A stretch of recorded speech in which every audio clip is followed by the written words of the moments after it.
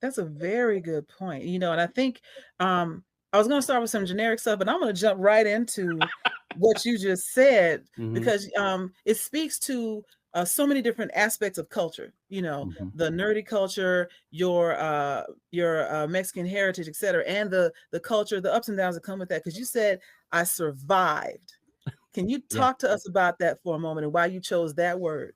All right. Well, I don't want to get too serious in a fun conversation, but Mhm. my mother is was an immigrant to this country, and she left home at 17 because she was an arranged marriage, and the Wow. only way for her to escape was to get out of there and leave the country totally away from the control of my grandfather, who, and in Mexico, Mexicans, it's a very hard patriarch society. Yeah. There are very basic rules. The rules about age and position in the family are very strict, and Hmm. they're followed to the letter. Well, as the oldest son, that wasn't my benefit, because you can always say, "Well, I'm older. You do what I say."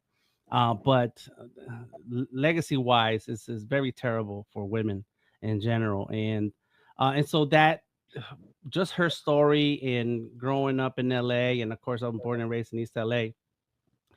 There's a lot of uh, uh, civil rights and history in California and in the Southwest, to the point that you cannot escape it when you're growing up. That's just Hmm. part of your history and your culture and your knowledge, and understanding. Murals all over the neighborhood tell the story. So even if no one told you, it's right there. They're telling you. Yeah. And so, knowing my mother's story, and knowing the story of Mexicans and Chicanos, it's a very harsh reality that you have to face and be okay with yourself. And when you're growing up in East LA, people grow up to go to jail or end up in the cemetery. You don't see yourself as a 20-year-old. You don't see yourself as a 30-year-old. There's those are never any dreams that anyone has. You're Right. constantly fighting. And I was born in the 70s and raised in the 80s in LA, and spent most of the 80s in LA. So it was a very rough time. I don't know what it's like now, because I'm old dude now, and so nobody talks to me, nobody bothers me when I walk the streets. They leave me alone. I'm an old head, and that's okay. But it was Mhm. very tough. And so, being a studious person, reading, I love reading. I have tons of books.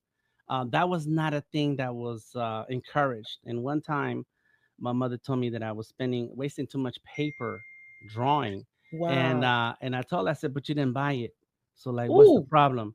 And you live to tell the tale?